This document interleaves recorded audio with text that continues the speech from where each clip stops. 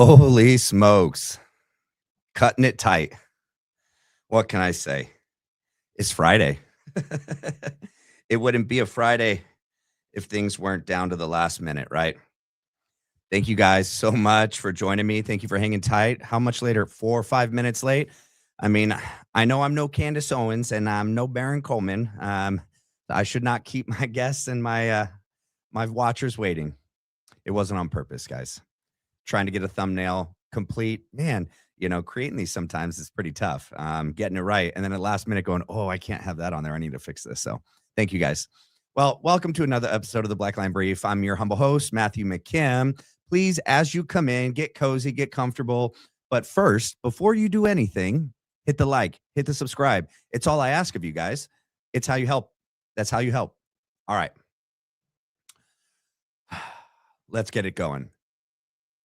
So I got a good show tonight, okay? Trying to find some things out there. It's going to be a little bit of everything, all right? But it's going to be good, and I'm going to lay it out for you guys, okay? Let's start with a little clip from our amazing, fearless leader, Candace Owens, okay? It's going to set the stage for what we're going to get into. All right.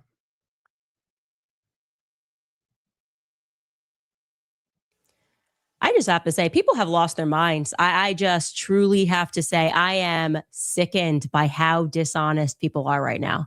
Everyone out here making it, and there's nothing to see here. She's just a grieving widow. Everybody's fine at Turning Point. These people love Charlie. These people didn't even write their own speeches for his memorial. Take it to the bank. They didn't even write their own speeches for the memorial. They had people writing their speeches. That's how little these people cared about Charlie Kirk. Charlie was a means to them. Go ahead, call me a monster. Make a video. You're out here telling you it's okay. I'm gonna debunk what Candace is saying. Okay, Erika lied. No, okay. Well, yeah. Well, that's how some people grieve. They grieve by lying. They grieve by lying. You guys need to settle down. Why do you care so much if she's lying? Why do you care so much that she suddenly apparently had a clear enough mind to decide that she wanted to take the board to a vote to make her the CEO while her children are not at home? Why do you care so much? It's weird. You guys are the weird ones. How's that PSYOP going? It's failing. We literally do not care at all. All right. I only have to pause things for a minute and interject so it doesn't interrupt the stream, okay? Yes. Why do they care so much? Because the PSYOP is failing. The national PSYOP of the mainstream media, their ability to control the narrative and to stranglehold our thoughts, what we believe and what we think, has been completely destroyed. Barely anyone listens to mainstream media's hold anymore. Anything, their talking points is gone. Think about that. When they realized Fox News, CNN, CBS, all of those mainstream, they became irrelevant. Nobody believes them. It's over. That means Philly stranglehold is over through that means of communication. It's done. And then they saw who's the next best thing, who's already got what seems to be independent, massive audience out there. TPUSA, Charlie Kirk. I'm beginning to think that call from Bibi was to regain this. They can't rebuild the image. Fox, CNN, CBS, it's done. You can't undo. You can't put the genie back in the bottle. They have lost credibility, period, end of story, done. People tune into them. Whoever does still, I don't know why. I mean, we tuned into the Barry Weiss and Erika Kirk because it's like we want to see a train wreck. We were like, I mean, what else is she going to do? Like, whoa. We got to watch. But other than that, nobody's listening to these individuals, these talking heads, for true information anymore. They knew that. They knew that after October 7th. They knew that after October 7th and everything changed, and then Candace Owens and Charlie Kirk and other independent podcasters, the podcast world, YouTube, what's his name? Oh my gosh. Joe Rogan. There you go. The podcast world, YouTube. This was the new medium. But they didn't have a foothold in here. They didn't have anyone in here that could be their talking heads. Oh, but they've tried since the Charlie Kirk assassination. By gosh, by golly, they've tried. They for sure have people on the payroll. That's my opinion. Zach Costello's got a similar opinion. Candace Owens, Ian Carroll, Baron Coleman. It sure looks like they are trying to get these people on the payroll, whether it's 7,000 a post or whatever it is. The point is this, and I'll play some clips. The new TPUSA is in effect. It's the new mainstream media. It's over. They're bought, they're sold out, they're done. They are the new fake news. They even are branding themselves as such. Is it a coincidence that they got people from Fox News working for them? Is that a coincidence? Is it a coincidence that Andrew Colvett was trying to make it in Hollywood, in LA, working for late night shows? Everyone else, what was it? Jimmy Kimmel, he said. Is it an accident that Erika Kirk was not in any way a trad Christian stand-up woman like she said she was? And we'll play some clips. You got to be the woman that can, what'd she say? Catch or earn or draw a guy. That you have to be the woman that Charlie deserves, a guy like Charlie deserves, in order for God to bring a man like Charlie into your life. Man, that was a jumbled up way of saying it. It was better in my head earlier. I'll play the clip and then it'll come to me. Was she? Was she living her life in 2018? Nay, 2017. 6 months is not enough time to say that you were this godly woman, that God looked down at you and said, you deserve Charlie Kirk. That's the woman. Look at my trustful servant. Look at him. Who do I have out there? What godly young woman is out there? Oh, look. God looked upon old Erika Kirk with a Lori Franzway as her handler and was like, yes, there she is. That is the future Miss Erika Kirk. No, not at all. God didn't look at Erika Kirk and the life she was living in the years and months leading up to Charlie and go, that's the woman for him. If anything at all, in my opinion, the devil was like, we got to get in. We got to take him down. That young man is making too much of a difference. Who do we have? The father of lies says, who's out there? He just so happened to have a direct connection to Lori Franzway. They talk all the time. And she whispered in his ear, don't worry. I've been grooming this one for you. I've been preparing Erika Kirk for a moment such as this. Her whole life has been preparation for this moment. In fact, she even disappeared for 8 months. Where'd she go?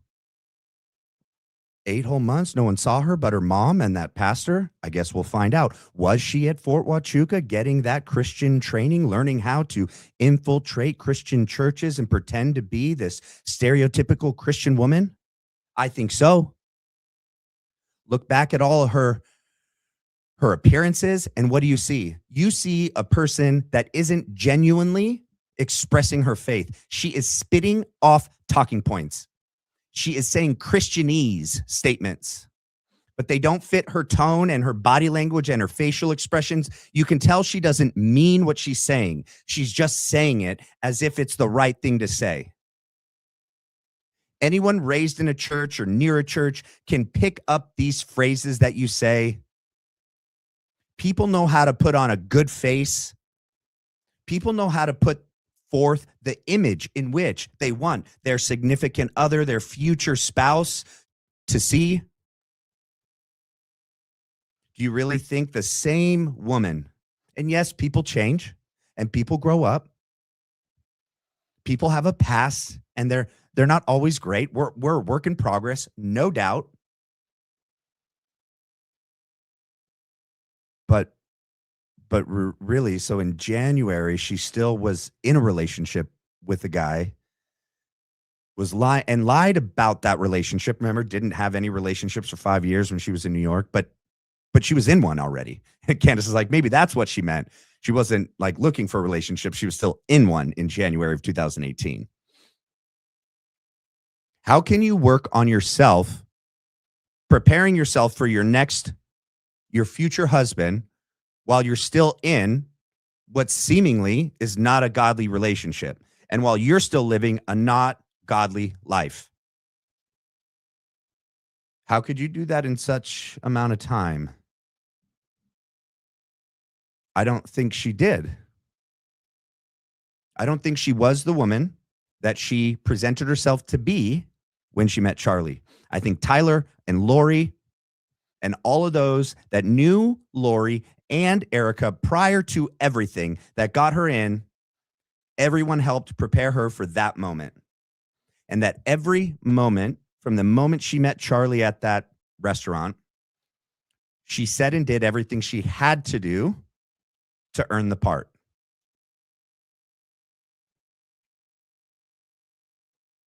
She got Charlie's vote.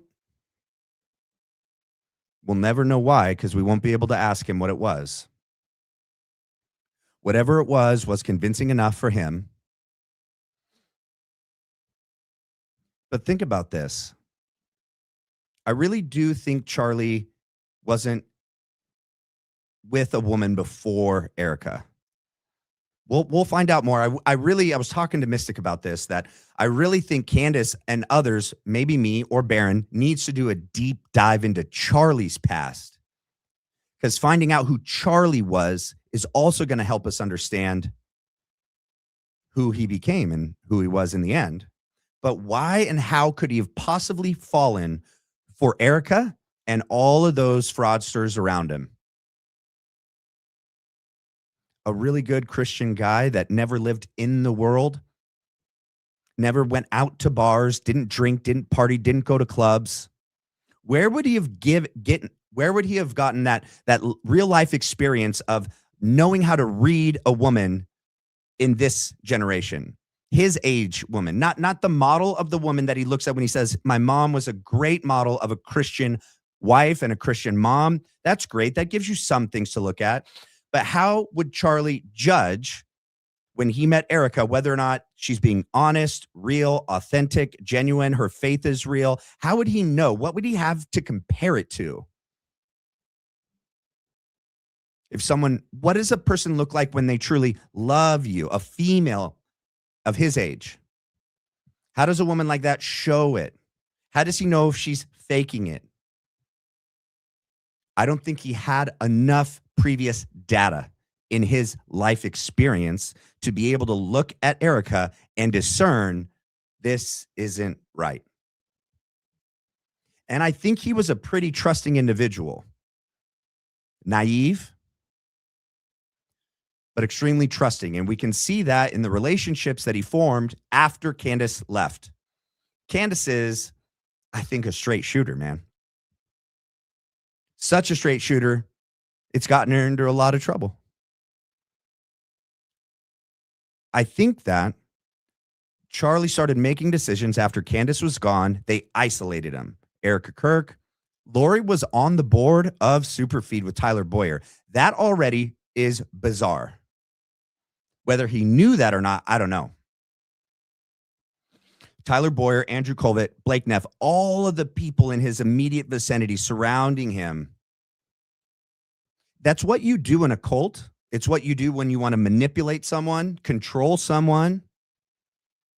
You cut them off from any other possible viewpoints. Everyone, whether it's the pro-Philadelphians or all those, die-hard conservatives that are in that organization right now, they all would have been telling him the same thing. Look at the text messages. They were. Every time he wanted to do what his conscience and his brain told him to do, they all rallied the troops and said, no, Charlie. Whoa. That may seem like a good idea now, but in the long run, Candace is not a good idea. And I think he barely got away with doing what he continued to do with Tucker. And I think that was a continual strike against him. When I was watching, and I'm going to show you tonight, TPUSA waited. They've waited 5 months.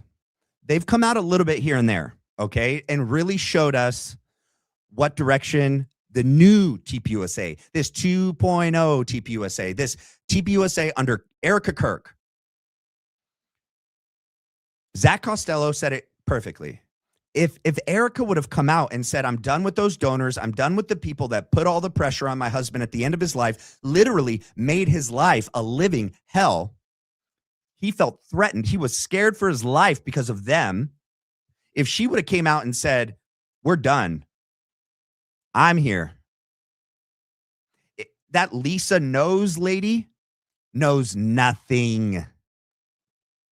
Advocating for Erika Kirk and Gary, making no real points. If Erika Kirk actually wanted to continue his legacy, she would have done what he was saying publicly and privately. She would have made it known. I know everything she said. How much do you know? She was questioned.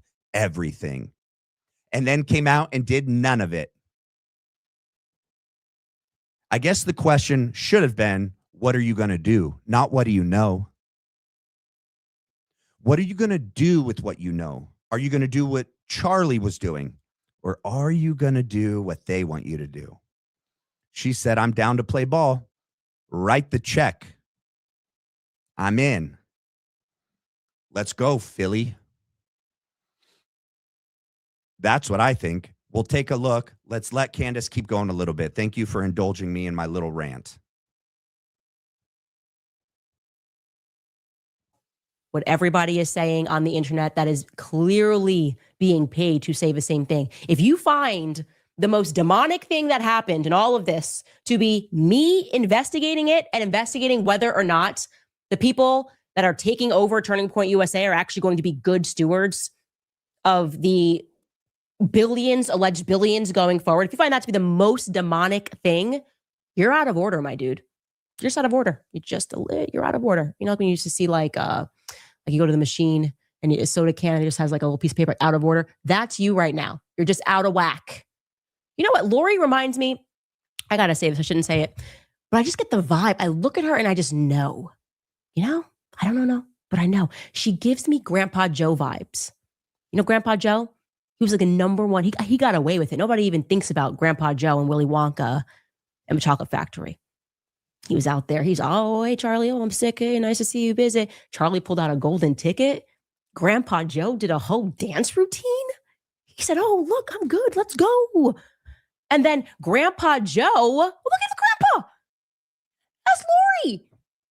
That's Lori. And then Grandpa Joe, he gets down. He's the factory. Charlie's a good kid. He's a good kid. Charlie was a very good kid. Grandpa Joe gets down the factory, tells him, steal the recipe. Steal the recipe. Give it to Slugworth. Vibes. I know. Do you guys think she's the one that comes up with these things? I think she does. I mean, she's got a team, but I just got a feeling. I think that's all Candace. I think it is. Never misread them. Vibes. Anyway, some more Erika lies. We'll get into that next week, but I just now reflect on her telling me during our sit down that she received the questions ahead of time for her interview with Barry Weiss. Like she knew that Barry was going to ask a question about me. You know, she said, they didn't rehearse her answers, but she knew what they were going to ask, obviously. And therefore, we can conclude that none of the questions caught her off guard. She definitely thought through recounting her time in New York City, whether or not she was dating. And I want you to pay special attention now, because it's even crazier in the retrospect, to her body language as she's about to tell us that she didn't date anybody. Yeah, now that we can look back with hindsight and we know that she's lying in this clip coming up, we also then know that she knew Barry Weiss was going to have Hunter Kozak on, and Erika was fine with it. supposedly the crazy left that's responsible, supposedly, for this assassination, that is Hunter Kozak. He was part of the F America tour, literally part of the crazy left, supposedly, that would follow Charlie around to all his campus tours and make his life living hell. They would mock him. They would chant at him. They would antagonize him. These are paid antagonists. Their full-time job was to follow Charlie and make it hard. That's Hunter Kozak. Erika would know that. That's almost like having, if she really believes Tyler did it, that's like having Lance Twiggs or Tyler up there, right there.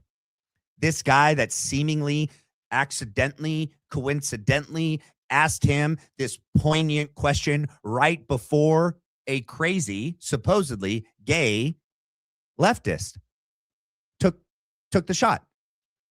That was in a relationship with a trans furry, supposedly. And that's supposedly no connection. No connection.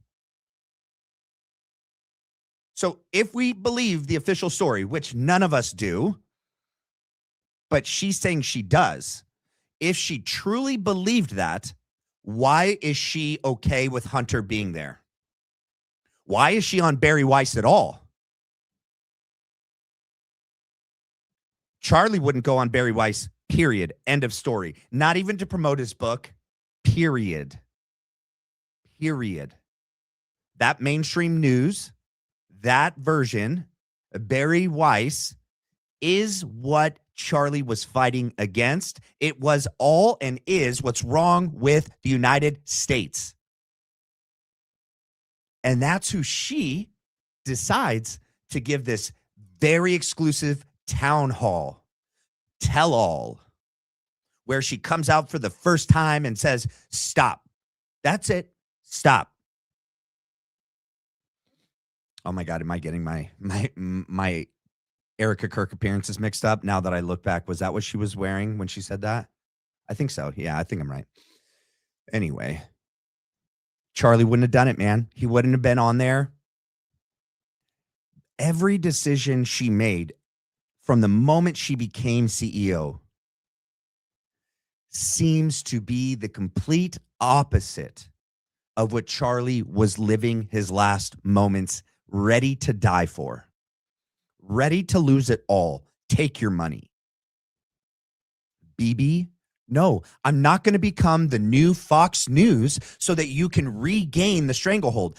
This platform that I've earned, all the trust of all the people that you've lost and Fox has lost and CBS has lost for being fake and lying and saying there's weapons of mass destruction. Allowing Bibi to come over here and said they're 2 weeks away, they're 3 weeks away from getting a bomb. We got to go to war since 1996. They've realized, what are we going to do? This is an existential crisis to the powerful elite. We don't have control anymore of the people. We can't control narratives. We can't control them. This is the crazy mob losing it. What are they going to do? Well, who's got the biggest platform out there? Who has literally won the trust of most of the conservative right? Charlie Kirk.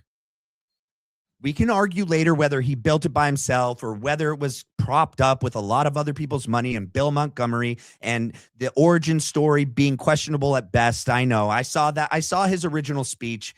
It wasn't amazing. He's still Charlie, but he's a very young Charlie. It's not what Bill Montgomery sells it to be. Some like JFK level speech, like, wow, he's the future. So we could argue about that another time, but the point is this: what it became and what Charlie became was irreplaceable.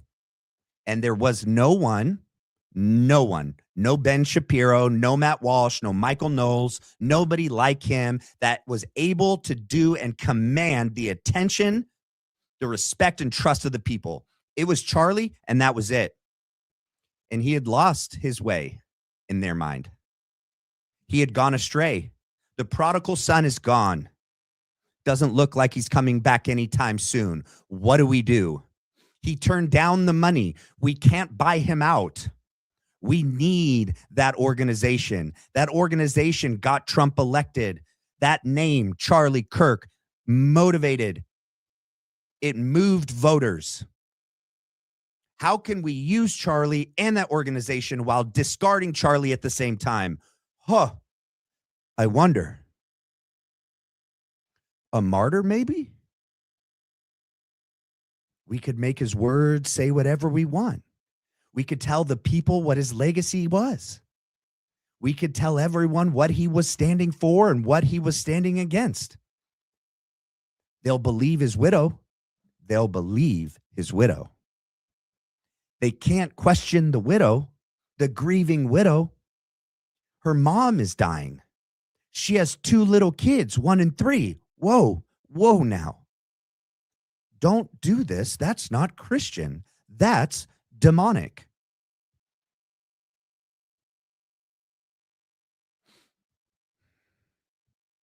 I think it's becoming increasingly clear to me. This was very strategic. Let's let Candace continue. Let her cook. For 5 years before she met Charlie. Take a listen to this. I'm a 26-year-old Christian woman living in New York City. I would like to stay here long term, but I wonder whether it's sustainable. Do you believe there's a place for women like myself in modern cities who care about having a career, but also marrying a like-minded Christian conservative man? Well, yeah. So it just depends on where you're looking. You know, if you're on the apps, I don't know if you're on the apps. I don't know if I'm not going to. So, ladies and gentlemen, this was filmed December 13th. This was literally 3 months. 3 months after the assassination. She went on a whole blitz. Then AmFest was the 19th, 20th, and 21st. We're not at a half year yet. 3 months. 90 days. 93 days to be exact, because it was September 10th and this is December 13th. 93 days since she found out that her life would never be the same. When she found out that her husband was assassinated and her kids would grow up without a father. That supposedly the love of her life, her soulmate, that she only had a few years to be with, were stolen from her. She's able to get up on this stage and talk about him like he's still alive. She doesn't get choked up talking about meeting him when she says his name. No tears become evident. She doesn't stumble over her words. She's not out of body in any moment. She's completely there, totally fine, having this conversation. How? How?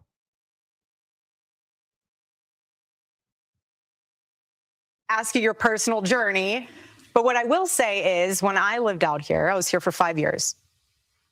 I never dated here because I saw vicariously through my roommate how terrible it was.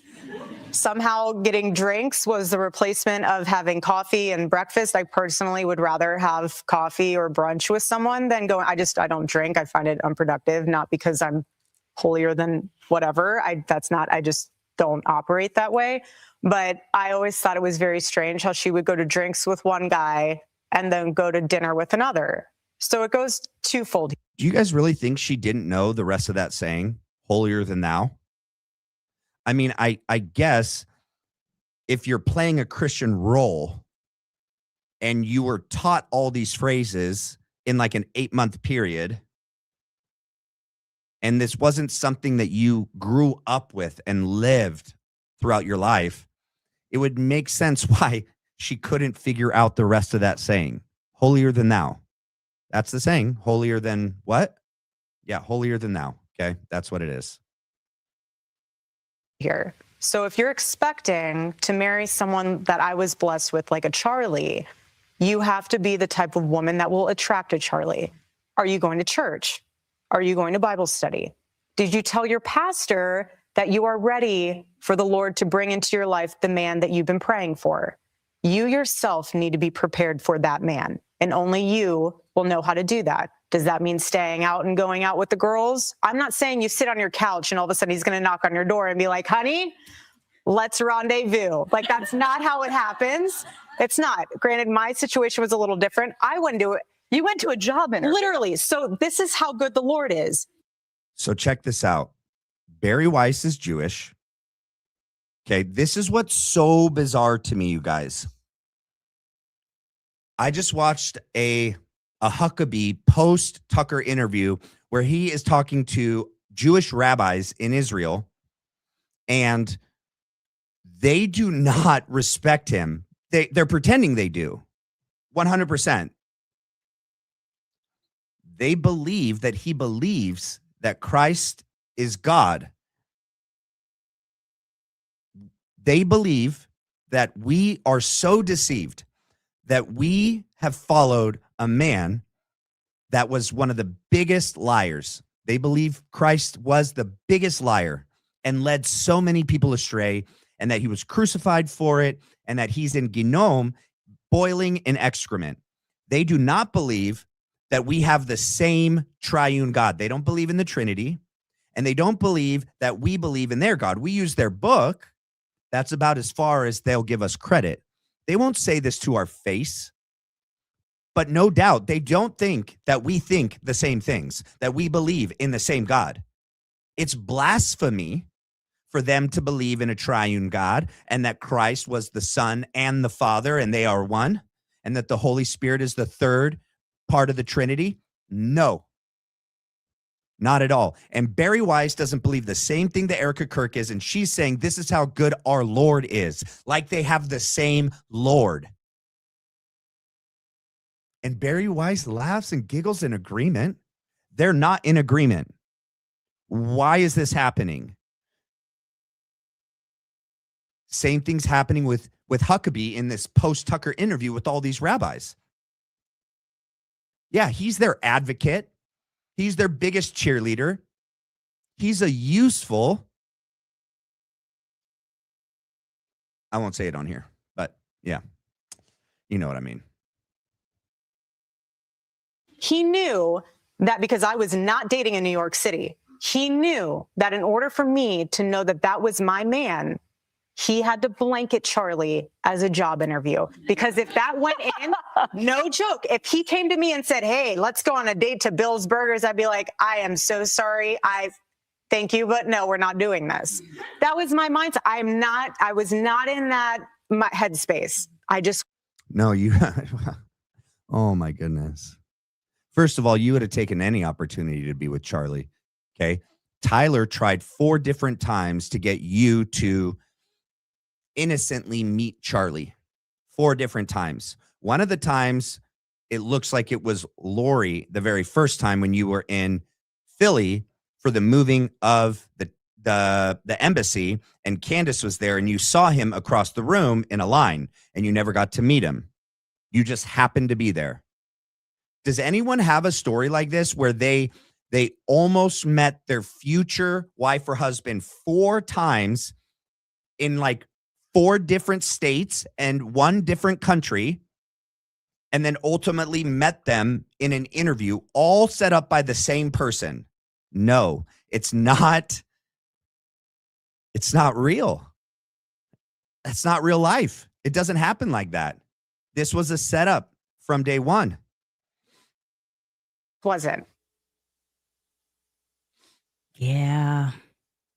It's crazy in the retrospect. Who is the Lord? Is it the Lori? Right? Is it the Lori? Yep. Or the Lord? Is it the Lori? I don't know. But I'm going to find out, because there's some interesting things that happen in this timeline as we start to go forward. Ask yourself, what is the intended purpose of that lie? Not necessary. Who is the intended audience for that lie? Yep. That is completely unnecessary. Nobody that I know would judge Erika if she was like, you know what? I was like Candace. I was down at One Oak. I was eating pizza at 3 a.m. in the morning at Artichoke. Okay.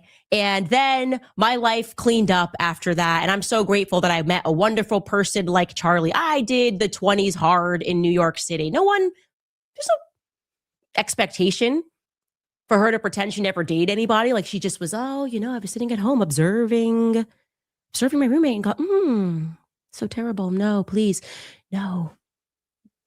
The Lori knew. The Lori knew exactly what I needed, which was Charlie.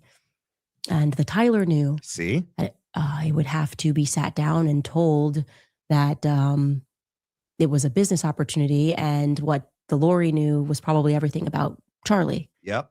Just like people say that Lori tells her what to say and who to target in every room. I find that to be likely. I can't know that. I don't think Lori or Erika is going to cop to that. Nope. But when people are saying it across various points in her life, that the common denominator is Lori, yeah, that feels right to me. Her whole demeanor there is just crazy. What's the purpose of that lie? And of course, you guys, I hate to tell you this, but the reality is that from 2013 to 2018, the 5 years preceding her relationship with Erika had multiple boyfriends. She rang in the new year with a boyfriend, okay, in 2018. So yeah, no, the correct sentence should be, I did not have a boyfriend in New York. I didn't go out to meet a boyfriend because I already had one. And maybe he was living in DC or something, but that's the reason that I had a boyfriend. That's the answer. I always had a boyfriend and they were in different cities. So there was not actually a single year that we could find that Erika Franzfey was single. Opposite of what she says to be true. Like I said, more on that next week. We're going to have a... Thank you so much, Candace. You're awesome. You know, how does one work on themselves trying to be the person that they ultimately want to be so that they can ultimately attract their future husband or wife? How do they do that while they're living this boss babe culture and dating multiple semi-pro athletes, living with them in Michigan, New York, Puerto Rico, all the way up into 2018? At what point did she have time to work on herself? At what point did she have that realization that she talks about to that young lady, that if you want to attract Charlie, you got to be the woman that can attract Charlie, a man like Charlie? And notice how she said, my man, my Charlie, like she owned him, like she possessed him, like he was owned, a possession of hers. Words are important, ladies and gentlemen. They speak to something inside the person. We use words to express what we think and what we feel, sometimes consciously, sometimes subconsciously. Sometimes we don't even know that we're letting a little bit of our subconscious out. And if you're an MK Mortal Kombat Ultra individual, you got so many subconsciouses trapped in. You got so many personas, split personalities. You've been this person, that person. You've been here, there. You sometimes lose track of which one you're playing. Sometimes an old version of you creeps out. Sometimes the new version of you slips away. I think that's why we see different versions of Erika at different times. Notice that in all the appearances that she did before Charlie was assassinated, she wore specific, very modest Proverbs 31 clothing, very respectful Christian woman. It was only after he died that she started touting out those like black leather pants, skin tight, so revealing. It's like, whoa, that black lace outfit that she wore on the Megyn Kelly show, that's like lingerie. It was practically see-through in parts. Yeah, it looks like a suit and all, but like, really? Okay, it's black, you're in mourning. Okay. You didn't wear black at the memorial. You didn't wear black at the the first appearance when you're in his office, you're wearing a white suit. That's like what you wear at a wedding. Were they trying to project some image of purity with white? That's what white is supposed to symbolize. Very strategic, but she couldn't sell it. Zach said it too, and I agree. And I think we could all be honest, right? Because I know Gary and Lisa knows they're going to hate on us and say that we came out of the gate hating. No, not even Candace. She waited months. She didn't touch this issue for months. And in fact, she said that she even thinks she was a little biased because of her relationship with Charlie. She was unable to see things clearly that her viewers would email her and point out, why aren't you're not talking about this? You're not touching this. What's going on? And that did become increasingly suspicious to all of us. We started wondering about Candace. We did. And so their attack on her and us, like we came out of the gate hating on Erika, is just a lie.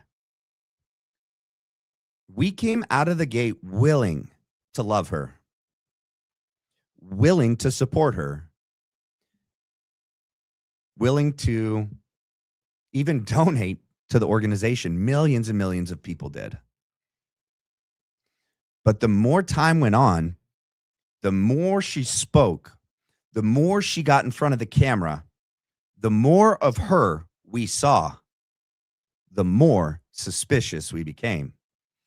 And it was only then did we really, really become very suspicious of her and everyone at TPUSA. So let's move on to the next thing. Okay. Let me find it. Hold on. I got a couple up here. It's this one. Wait, I wanted to start with this one. Okay. Oh, and I'm going to be doing, guys. Okay. Let's see if I can tell you guys something. All right. Because I guess you're going to find out anyway, but I live in North Idaho, and what do you know? Andrew Colvett and Blake Neff just did an interview with a local store up here. And I'm going to reach out to this couple and see if I can do an interview with them, because it's interesting. It's interesting. And I'll tell you my thoughts after. But let's take a look at what I kind of lay out, what the thumbnail, what the title is. Like, I really do think TPUSA was bought. Charlie had turned it down, but after he was gone, and not bought in the typical sense, like it actually was paid for and bought and transferred. It stayed as is. It's got to still look the same, but they've accepted money, whether it be donations from Ben, $1 million donation, $460,000 donation from Officer Tatum, given at MFest. Whatever money Charlie turned down from Bibi probably came flooding in. That French Pierre guy came flooding in. Bill Ackman, the money that was pulled out right before, guaranteed that money came right back in. Once Charlie was gone and no one at TPUSA is saying anything about Philly anymore. No one. That's why the money was leaving. That's why the pressure was put on, because Charlie was turning on Philly because of Einstein, because of Gaza, because of October 7th. With him out of the way, why would these donors be pulling their money? In fact, with him out of the way and everyone now being totally pro-Philly, going the complete opposite direction, that money, the floodgates, spigot on, flood in. Tell me I'm wrong. Tell me I'm wrong.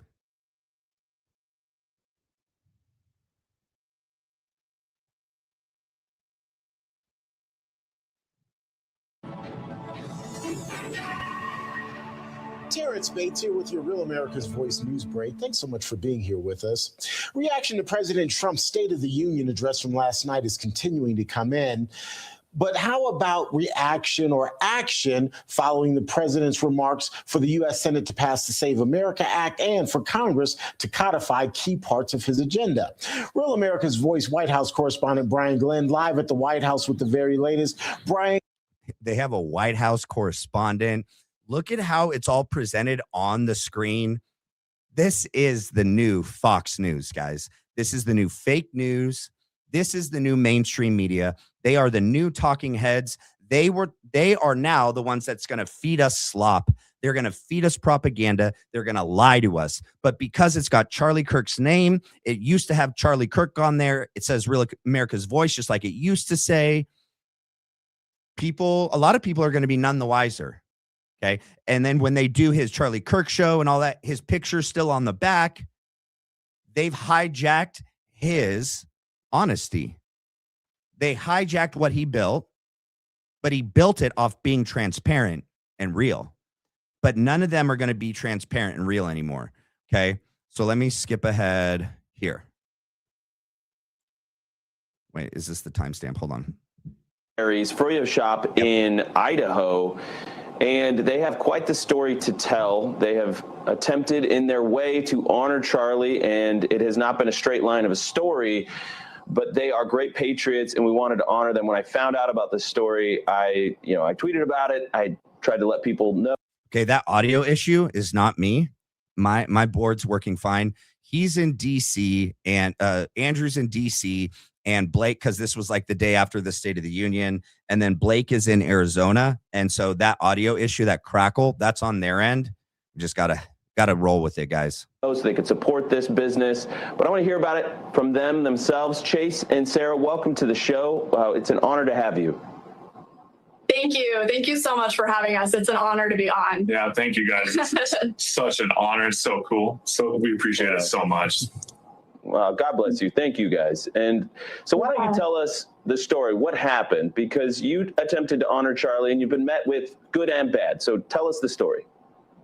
Yeah, so a couple days after his assassination, my husband Chase and I, we prayed, what can we do to carry on Charlie's legacy?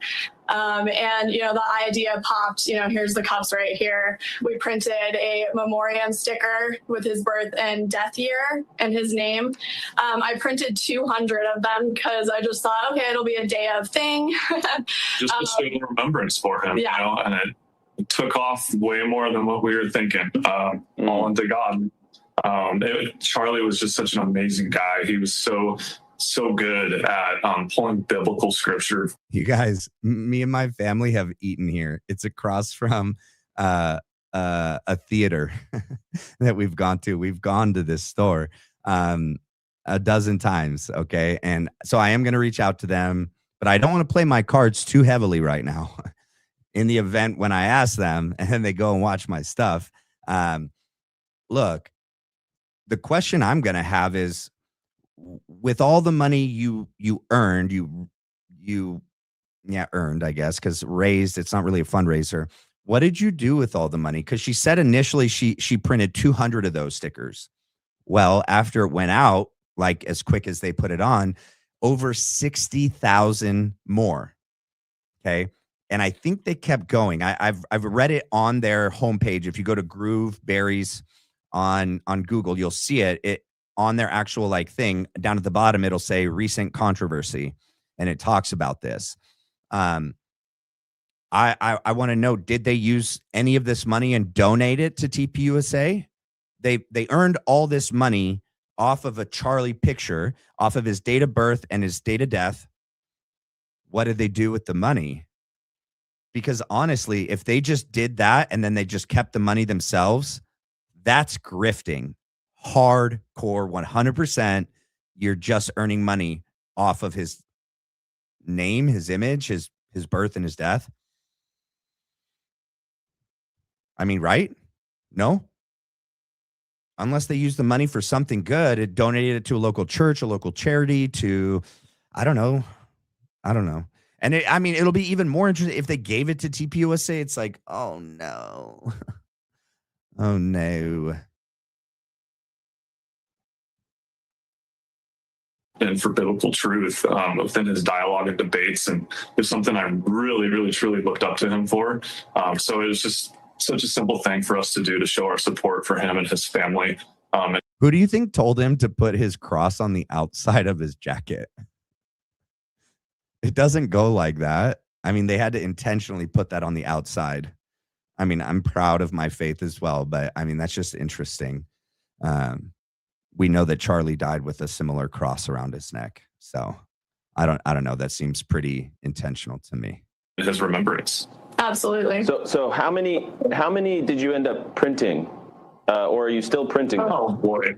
We're still printing them. There's been how many? I mean, I would bet we're over 60,000, 80,000 cups with 80,000, and they're still printing more, and they're still flying off, and you see them behind them there. I mean, I'd want to know what did we do with the money? You know, I think that'll tell me a lot about the character and the motive behind doing this, in my opinion. On them, yeah. I mean, and the fact that they're on Turning Point USA, you know, the America's Voice. They're talking to Andrew. They're talking to Blake. I mean, it's just it's sad. It means that I think they are in Gary's side of the camp of the Christians that 100% wholesale believe Erika Kirk and support TPUSA blindly, and they believe the Fed slop narrative. I mean, I can't imagine them going on this show and holding the thoughts and feelings and beliefs that we hold here in this show, because we believe these two are part of the problem, Blake Neff and Andrew Colvett. And yet, so, I mean, I don't know. We'll see. The first to support. I didn't have enough room in my shop to thaw all the yogurt, to be honest. I had to make multiple trips actually out to our suppliers just to make sure I had enough to keep going, which thank goodness for our powerhouse Taylor machines back here. They didn't stop. So it was amazing. I just love having you guys on the show because it sort of feels, Blake, like our version of what President Trump was trying to do last night at the State of the Union. It did very well, by the way, but telling real stories of real Americans out there.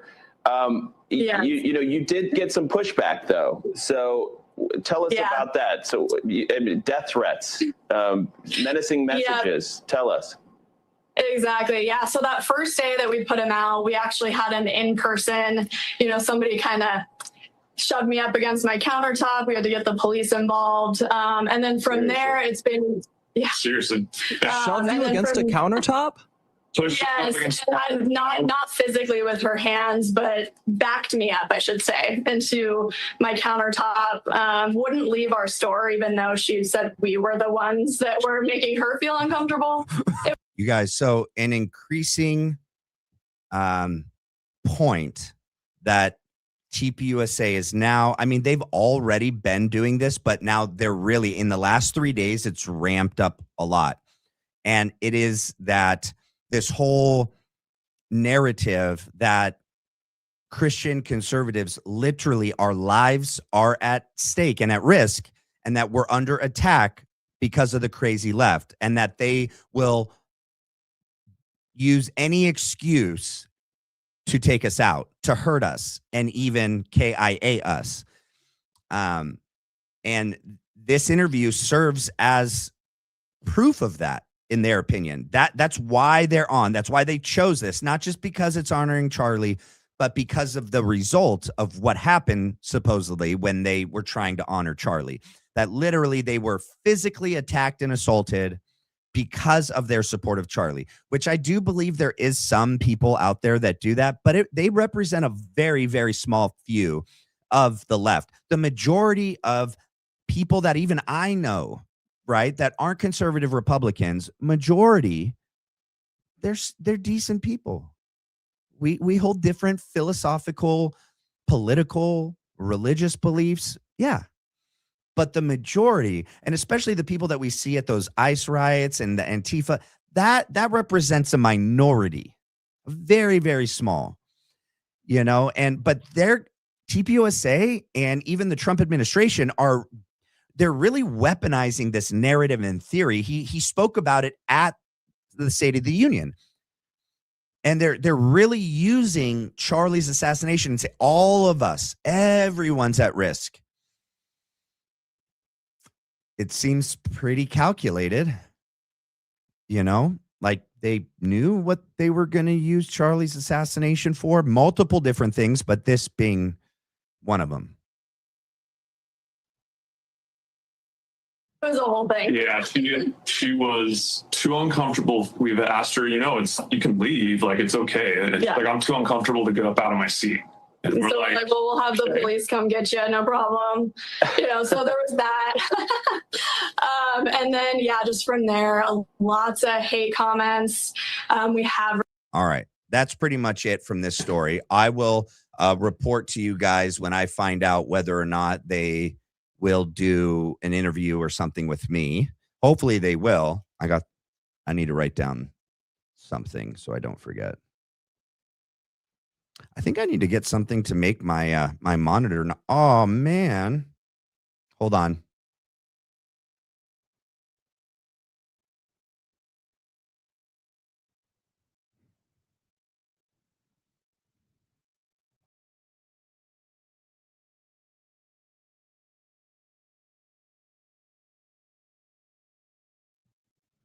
Sorry, guys. It wouldn't be alive. I'm going to call Ziply. I'll write a note to myself. Looks like I need to do something and make sure this stops happening. Okay. You guys can hear me though, right? Was it very long that you couldn't hear me? Or could you hear me the whole time? Still looking for Proverbs 68:5. Oh, KJ Mama, you're hilarious. Where did he go? I'm here. I think the chat's a little bit behind. Can everyone hear me? Yes, we're good. Yeah. All right, cool. All right, let's move on to the next here. All right. Here we go. Oops. The left. And the title of this is "The Left's Lust for Violence Must Be Squashed." And this just came out 2 days ago. All right. Let me make sure it's on the screen. It is not. I'm so glad I'm checking, you guys. You guys give me a little. I'm not pulling a Baron. Okay. We have to do it. We have to address it. So let's get right into it. 368. I don't know how long I'll be around. Got a lot of people gunning for me, don't I? Huh? But I will not forget them. I'm never going to forget them. I saw that clip actually not until this morning, Blake. I actually watched it last night, didn't log it, saw it this morning, and it broke my heart, actually. And of course, he was referencing what happened at Mar-a-Lago with the Austin Martin case where he was killed, apparently trying to assassinate the president, ginned up on conspiracy theories, frustration, whatever, locked inside an ideological echo chamber on social media. And that is the third known assassination attempt against President Trump in the last 2 years. And of course, that strikes the heart of this show, the show that bears the name Charlie Kirk, who we lost to an assassin's bullet in September. And we have a huge problem. And Charlie knew that we had a huge problem. And it only is getting worse by the day. The rhetoric from the left, the dehumanizing rhetoric from the left, is only getting worse. And we're going to explain that in just a second. But I want to play a couple clips here of Charlie himself acknowledging the rise of left-wing political violence in America. This is back in 2020, Charlie raising this issue then, 389. This is going to get really nasty. Everyone listen to this. I just hope you understand. Think of the nastiest moment in 2016. They are not going to let this guy get reelected without the most brutal, drawn-out fight. We're going to have the tech companies getting involved. Yeah. The media is going to get worse than ever. They're going to be taking down Twitter accounts left and right. They're going to be taking down videos on YouTube. They are going to be coming after us. They are going to be following us in the middle of the night. They're going to be breaking into our houses. You think I'm joking? They are going to be violent.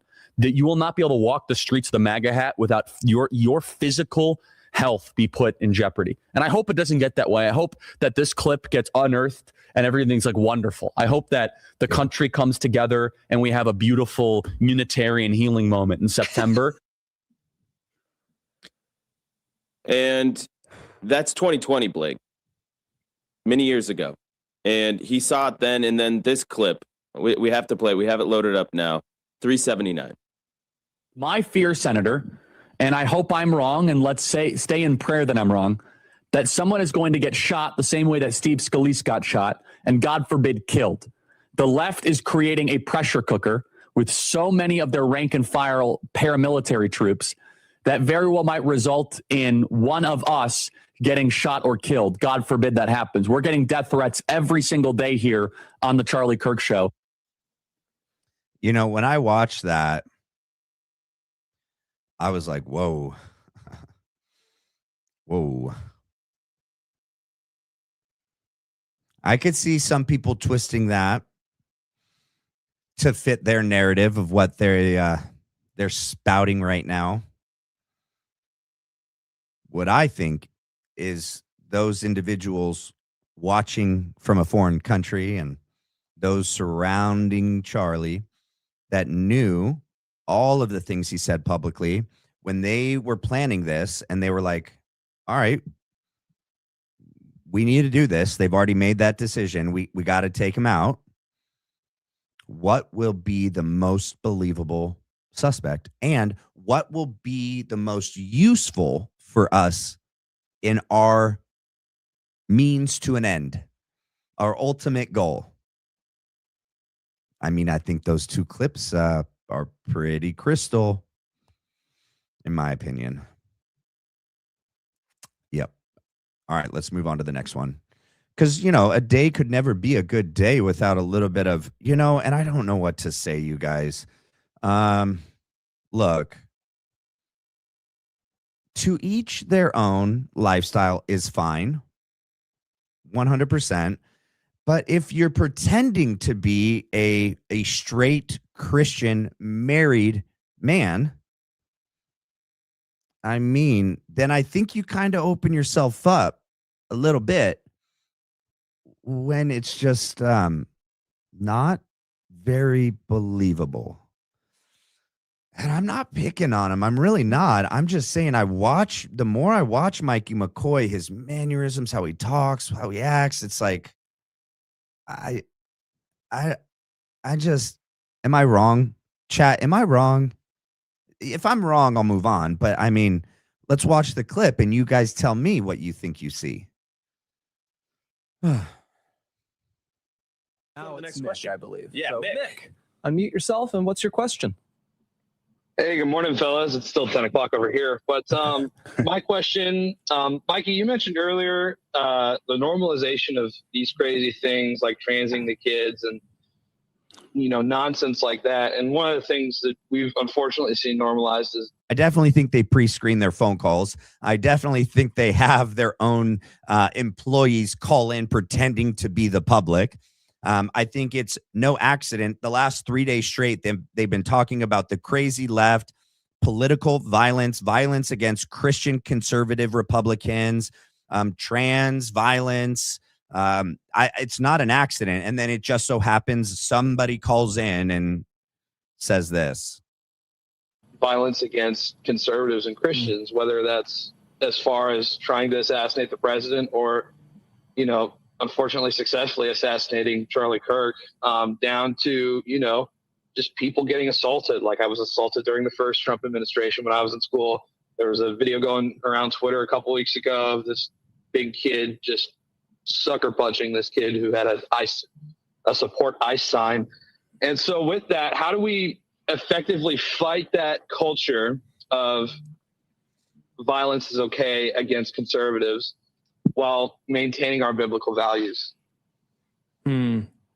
Yeah, it's like it's like when, for example, you brought up the COVID example. When the government tells you not to do something and you know that it's a God-given right, to do the opposite, you stand in boldness to do it, whether or not you will be attacked or whether or not you go to jail. And it's because you are fighting for something bigger, something greater than yourself, specifically when it comes to the values of truth that we hold. And so if the left is threatening violence against you, you know that you have a duty to stand up for that truth, to stand up for your values, regardless of if you're going to be attacked or not. And unfortunately, the trajectory of the left, especially when it comes to violence here in America. Wait, is it just me, or does it look like he has a yarmulke on? I think he does. I mean, not really, but I mean, is they're becoming increasingly successful, not just in them assassinating our people, but also when it comes to the assassins. How many people have been assassinated? I mean, Charlie Kirk, but there's no way. I mean, I'll play a clip of Mike Ritland again, speaking with someone. Even the most experienced special forces operators don't believe that Charlie was taken out by a 30-06 bullet from a 22-year-old kid from the Losi Center. None of them do. Possibly, in the case of Luigi Mangione, the left mobilizing to make him this like hero. He's a folk hero. He's a folk hero. So every time there's a hearing at the courthouse, there's a bunch of leftist protesters that want to see Luigi Mangione walk free. Right. And so this is just him, them spouting this version of everything, that the crazy left is increasingly becoming more radicalized and violent, and we're all in danger. And Western democracy, Western society in the United States is in danger. We have supposedly we're in danger from Iran and Hamas and Gaza, and we're in danger here from the crazy left. And I'm sure if we went on to CNN and CBS, they'd be saying the same thing to them, that they're in danger from us and that we're, crazy, NAZIs, which we're not. And the majority of them are not either. This is just this false left versus right paradigm, this false dialectic that, everything is, and they're just fomenting this fear and stoking the flames for violence. It's like a pressure cooker. It just feels like it's just being stuffed with more and more ammunition. Here we go. Let me see if I pull this up. Hold on. Let me pull it. Hold on. Boom. Okay. Who knows if the video footage is even authentic and original and unaltered, but the weapon that was used, I pulled it. Right, it's this old Mauser bolt action. It's not easy to break down quickly. I'll restart it. I'm so sorry. My apologies. And to be clear, like, who knows if the video footage is even authentic and original and unaltered, but the weapon that was used, right, it's this old Mauser bolt action. It's not easy to break down quickly. There's video of him jumping off the roof. Unless I'm missing something, I don't know where that weapon could have been on his person when he's doing that. And then it's found again later on, hundreds of yards or further away in a tree line, put back together, wrapped in a towel. Does that line up as being plausible to you? Seems bizarre. I'll tell you, having been on the inside, working on some big cases and seeing what the media, not even nefariously, just like begging for crumbs, right? It's their job. They're like, I want every little thing. And they'll get something mixed up.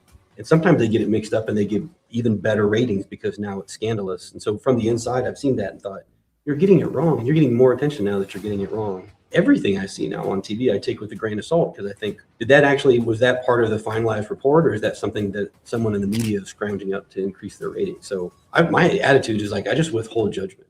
And to be. Yep. I agree, my man. How do I minimize this now? Okay.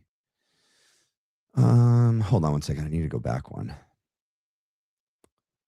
All right. I wanted to play a couple things for you guys while we're on this whole analyzing TPUSA and Erika Kirk. All right. So if you're expecting to marry someone that I was blessed with, like a Charlie. Oh, we did that one. That was part of the Barry Weiss one we already did. What is one thing young women can do better to make themselves more appealing to men who say that? Also, I want you guys to pay attention. Oh, wait, let me go back to where it is so you can see my cursor right here. Okay. You're going to see multiple times he does that tick with the left side of his mouth and it pulls on this side of his neck. Okay. It's important that we look at that and see how often he does that, because that's what he did that day in that picture. And that's one of the things Jesse uses as evidence that he had a prosthetic on. And it's part of his claim that he had this squib on him and that it was fake and it was Hollywood, Hollywood prosthetic, and that he faked his death. The current dating pool of young women is lackluster. People pick up on the way you speak. I'm not talking. This is how Erika dressed before Charlie Kirk was assassinated. Okay. Nice, tasteful, classy, but modest. Talking about, if you sound smart or whatever. I'm saying they will pick up if you curse. They will pick up if you're speaking life over someone. Men hate when women are gossiping. Literally, the fire behind your lips is so powerful. And if you can find a way to harness your tongue in a way that's biblical, and you dress appropriately, you don't have everything hanging out, you will attract a different type of guy. What is one thing young women? Yep. All right. And then the next one I wanted to show is here. What's your advice to young women who get asked out by young men? Well, stay away from hookup culture. Don't just date to date. If a guy wants to take you to drinks instead of dinner, that's a huge red flag. If they don't want to go to church with you and have brunch afterwards, another huge red flag. Don't introduce them to your family until you know without a shadow of a doubt that might be the man that you're going to marry. That's a bizarre thing to say. That's not a Christian piece of advice. No, I would want to know who my daughter is dating right away. You're not going to bring them home until you know that you're going to marry them? No. Horrible advice. And I was talking about this with my wife. What has made Erika Kirk the spokeswoman for all Christian women for how to be a Christian young woman and date, how to be a young Christian wife, how to be a young Christian mother? It literally, all it was she married Charlie Kirk.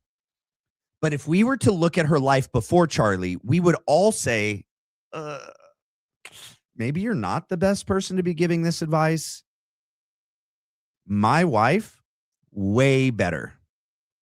I'm biased, but she's one of the best women I've ever known, ever met, and I'm blessed every day that I get to be with her.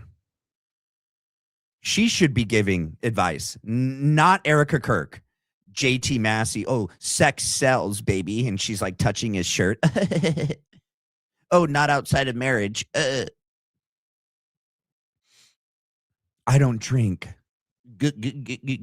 Not because I'm not, it's just a holier than whatever. I didn't date anyone, come to find out. You were dating everyone for the whole time and all the way up into January of 2018. So it just doesn't add up. Yeah. All right, let's move on to the next. Or let's finish this clip. Sorry. Here we go. Oh my goodness. I meant to make it big. Sorry, guys. And don't treat your boyfriend like your husband. Don't treat your boyfriend like your fiance. Treat them like your boyfriend. Treat your fiance like your fiance and your husband like your husband. And I think that when you stay focused on... I mean, that's just like really weird, like basic, like common sense advice. I mean, this whole portion could have gone without that and it wouldn't have made a difference at all. But I even think I'd argue with some of the points, like you should date someone as if that you're going to marry them, or else like, why are you dating them at all? And you should be living as if this might be your future partner, meaning that you want to be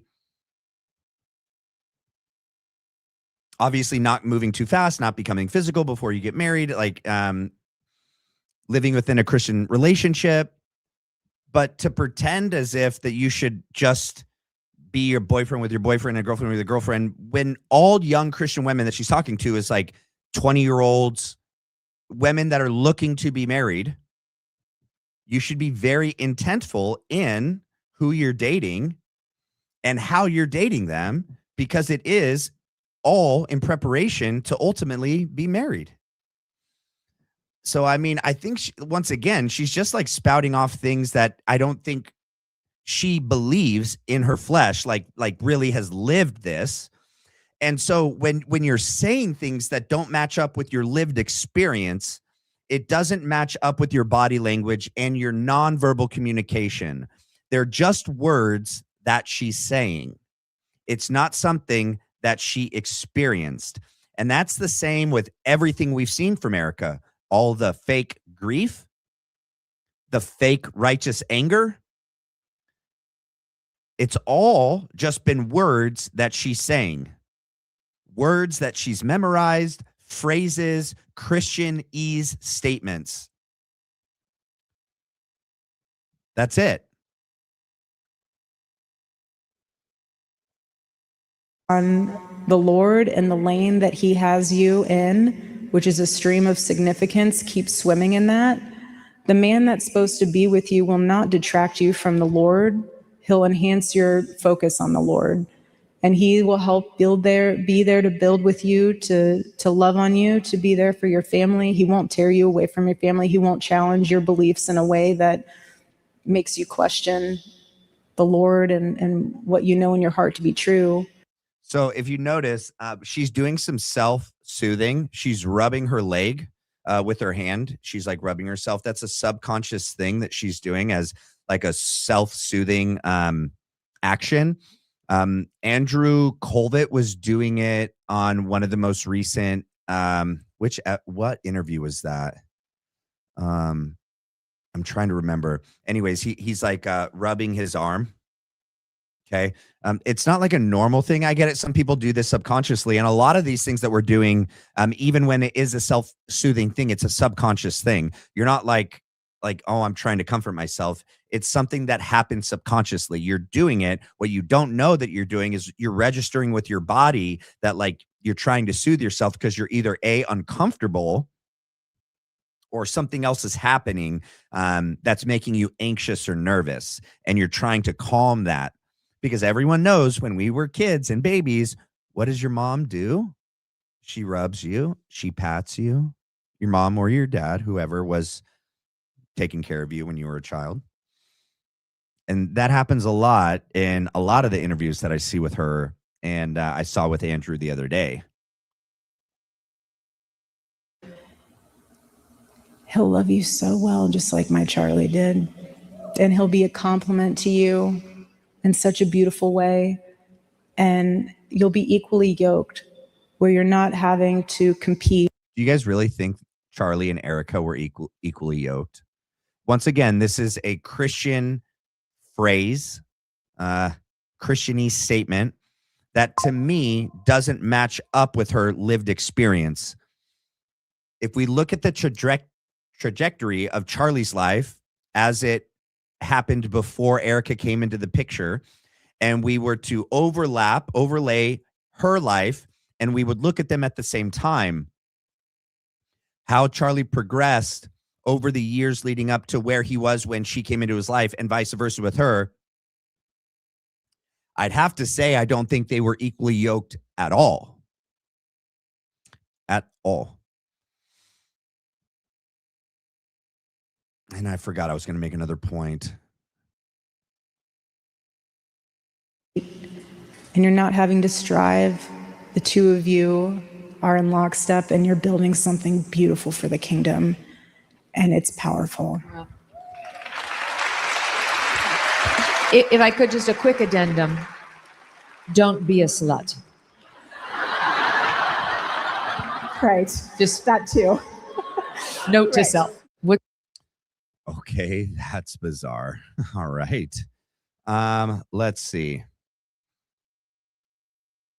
I have, what did I want to show you guys next?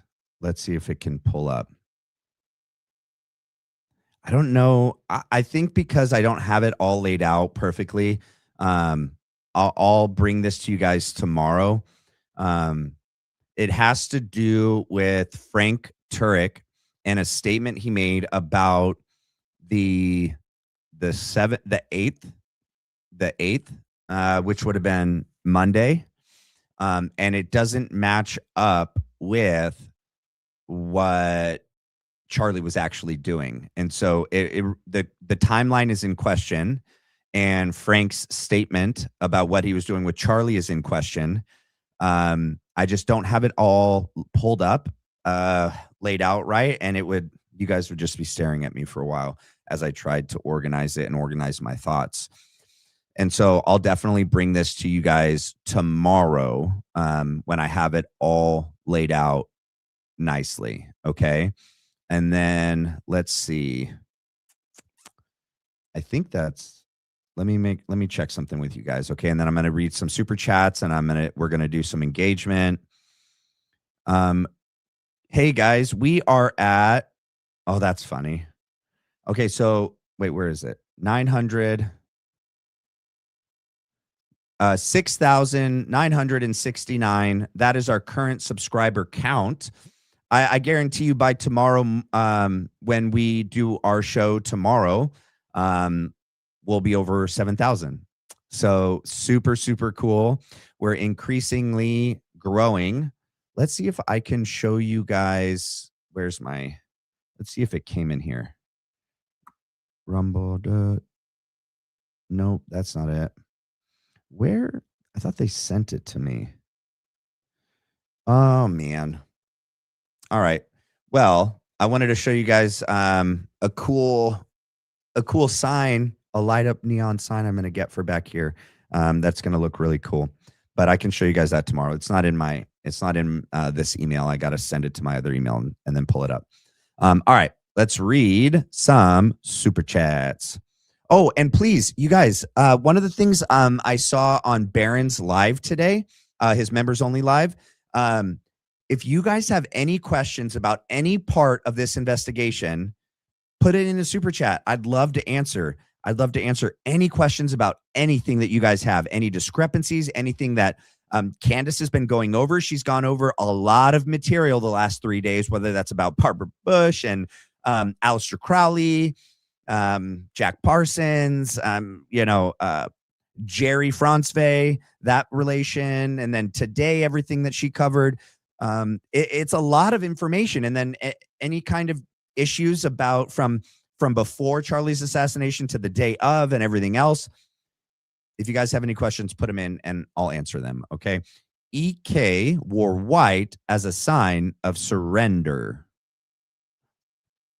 Surrender to who? Surrender to what?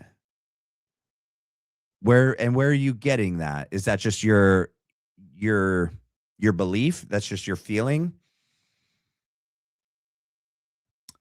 I'm not opposed. I'd love to know, for you to expound on that a little bit more. What do you mean by that? Okay, I just went and clicked the button. Thanks, Matt. What button? The like button? This button? Bink. That button? Please, please, please hit the like. Please, yes. Okay, Cynthia Lucas Moore, what button did you hit? He was under a spell. Yeah, definitely.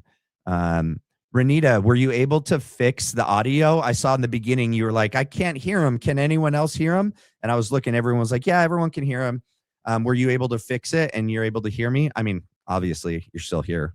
It's an hour and 24 minutes later, or else it would have been weird the whole time. Wait, the Entheogenic Esquire at the Entheogenic Esquire. Thanks for, oh, was he here? Was he in the chat? Mystic, was he in the chat? Let me go up. Let me see. He was. So cool. Right on. I think I showed some of you guys yesterday. Let me pull up his channel right quick. The Entheogenic Esquire. Bam. Bam. Bam. We are going to be doing a live together tomorrow night at 6 p.m. Pacific Standard Time. It'll be 9 p.m. his time because he's on the East Coast, and it's going to be great. Okay. This gentleman is very, very well educated. He's a lawyer. He has done a lot of good work, and then he's done a lot of amazing work with this. He has a new channel, a growing channel, very ethical, very honest. He reminds me a lot of Barron. He went on Danks's show. That's kind of where he became kind of known. He made an appearance on Danks's show. I've been speaking to him for like a week or two, and we've been trying to plan it. You know, there's a time difference during the week. It doesn't work. I can't go live until like 6, 7 p.m. every night, my time, which is way too late for him during the week, his time. And so it's only been able to work out on a weekend. And so it'll be tomorrow at 6 p.m. It's going to be great. I'll create a thumbnail first thing tomorrow, and I'll put it up. So, and it'll be to everyone. It's not going to be members live only and members only. That'll be Sunday. All right.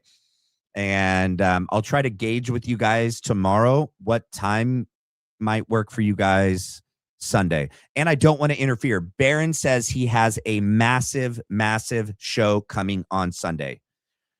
I'm not going to interfere with that because I'm a paying member. I'm going to be watching him uninterrupted during that. I'm going to be taking notes. I am going to be glued to that episode. I hope nothing impacts him not being able to go live or not being able to bring that specific topic and show and information and investigation to us. He said he's almost locked in. He said it's like the nuke keys. He's got one turned.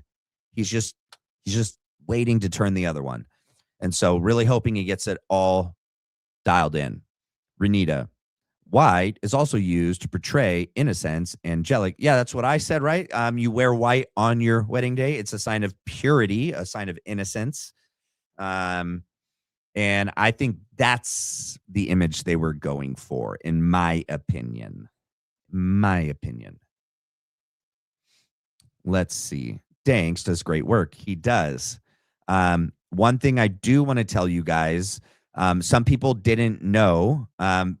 Danks said it, and I've been watching what's happening. For whatever reason, Project Constitution has started to create content that's not honest, not ethical. And because of that, and I don't know the motive yet, I really don't, but what it's done is it's given ammunition to like Gary and a lot of other content creators on that side to say that, look, this is what Candace and Candace's minions and Barron and all of us are doing, that we have no ethics, no morals. There's nothing we won't do. They're saying, look at Project Constitution, look what he's been doing, and projecting that onto all of us and lumping us in. I don't know if that's strategic. I don't know if he did that intentionally. I know that Danks and a lot of people have cut ties with him. They're done. And a lot of the things he's putting out on X right now are completely dishonest. They're not true. They're not backed up by the facts. And so everyone, you guys can do what you're going to do. I'm just warning you right now. Don't be led astray by Project Constitution right now. And it's a tragedy because he did such good work for such a long time. And he was working so well with Danks. It's just, it's a bummer. It is what it is, you know? Let's see. Scarlett, new member. Welcome to the team, Scarlett. Oh, I didn't do this. Earl's daughter, thank you for yours. EK War White. Yep, I ain't. And then we did Mystic. Thank you, Mystic. And then we did Renita. Thank you, Renita. And now we have Scarlett. Thank you, Scarlett. Welcome to the team. Let's see. Paid off of a paid off. Yeah, I don't know. I can't speculate. I just don't know. I don't know the motivation. All I know is what Danks has said and done and what others and then I've read what Project Constitution has been posting and what he's saying it is, and then asking like Danks and other people about it, and No, not good. Not honest at all. So let's see. Yay, Scarlett. Yep, welcome to the team. Let's see. Project report on CK credit card used for that site. Wait, are you talking about that transgender person that said that Charlie Kirk was a paid supporter of that like smut site? That's all BS. It's all false. Okay. And yeah, I think is that what you're talking about, KJ Mama? Yeah, I think I think something happened.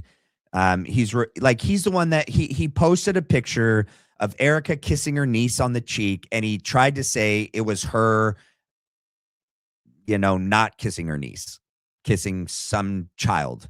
And it was disgusting. And it allowed Gary to be like, look, it's all BS. Look at all of them. Look at what all of them are doing. Right. And then, he also reported on the whole Einstein tie to Erika Kirk and TPUSA. And I checked with Danks. It's not there. That William Bass guy, not there. And that William Bass guy, well, I was emailing him about it. And then I called him on it because I spoke with Danks, and Danks was like, no. That's totally not true. I called William Bass on it. He emailed me back and apologized. And I was like, well, why don't you post a public apology? And he didn't. Okay. And then he puts out another video saying like he got something wrong, but then he kind of doubles down and still kind of spouts it. So there's a lot of BS on X, guys. Don't believe everything you read. Don't believe everything you see. If it's true, okay, trust like Danks, Baron, Candace. Hopefully I've earned your trust. If not, I'll continue to do my best to earn your trust. I'm not going to report anything that's a lie. I'm not going to report on anything that I haven't checked with other people on first. Yeah. All right, let's see. Julia Pierce, he is bought. I read that. Yep. Yay. We got Julia could be paid. Yeah. Matt, to address my super, you said EK wore white as a sign of purity. I suggest it was a sign of surrender to Philly's agenda. Who wears white as a grieving? Yeah, no one wears white as a grieving widow. But what do you mean by as a sign of surrender to Philly's agenda? Like she's saying like she's a victim in this, and she's like, okay, I surrender to Philly.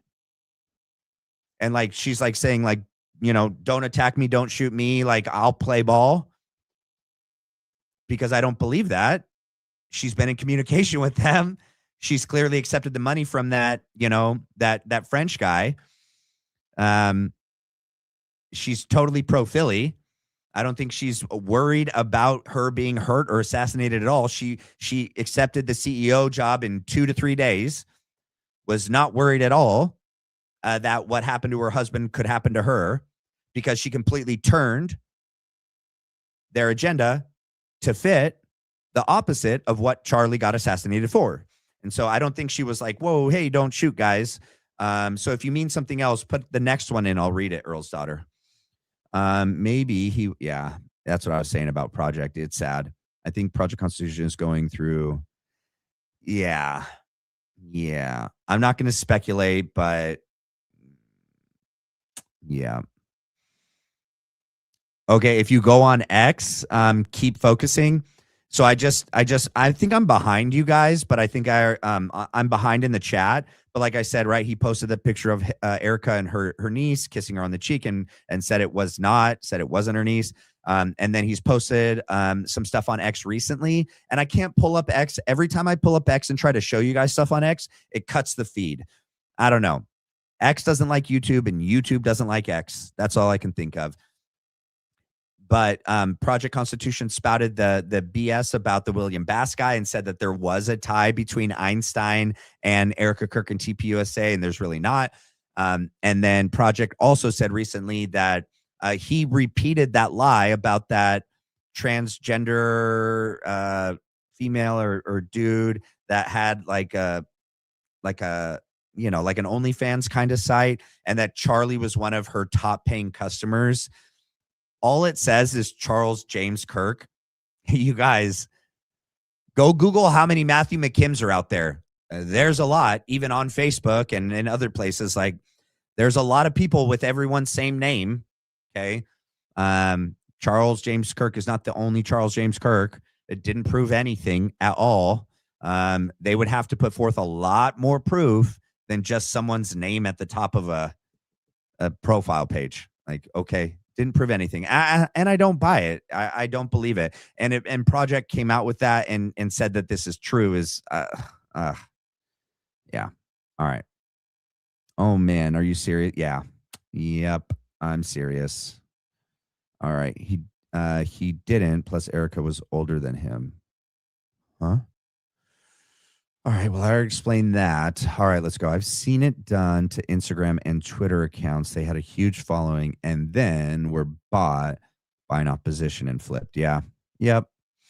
Yes, ma'am. He's serious about it 100%. What a bummer. Yeah. Yep. That's weird. Yep. Yep.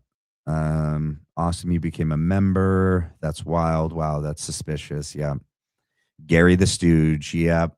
Be mindful. Okay. Much love to our Black Line Brief crew. Yep. I feel like they got to Jesse. Yeah.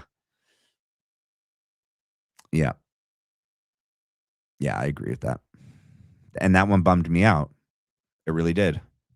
It really did. And, yeah. Seems like lots of players are being bought. Yep. Yeah. There's probably a lot of paid ops to cause division. Yep. Oh, thank you, KJ Mama. Yes, Matt, we trust you. Thank you. Does not look that way. I trust you. Thank you. Doubt it. She loves Philly. Yeah. I think I missed it, but what's your thoughts on Cody, Graham Allen's nemesis? I did a whole thing on that. I was that yesterday or the day before, Gently M3. Or wait, sorry, Zebra. There we go. Zebra Z86. So Mystic reached out to him on behalf of the show, and he's busy this week, but hopefully he'll reach back out to us next week and we can have a exclusive sit down with him on the show. But I believe him. Okay. I have a very similar childhood and upbringing to him. His is a little bit gnarlier than mine. Not by much, but yes. And I believe him. I asked Mystic and I asked a couple other people that watched. I watched the full 2 hours of his first video, and then his second video is 11 minutes. I really believe that his reason for bringing this out was everything he said. He wanted to lay out the whole story so everyone understood what it was Graham was lying to him about when Graham said he had the same type of upbringing in childhood, so that he could earn Cody's trust and then manipulate Cody and then take advantage of Cody, try to steal Cody's girlfriend, just like he tried to steal many other dudes' girlfriends, lie to people, steal people's attention and spotlight, and then completely lie about something as tragic as having a completely traumatic and abusive childhood.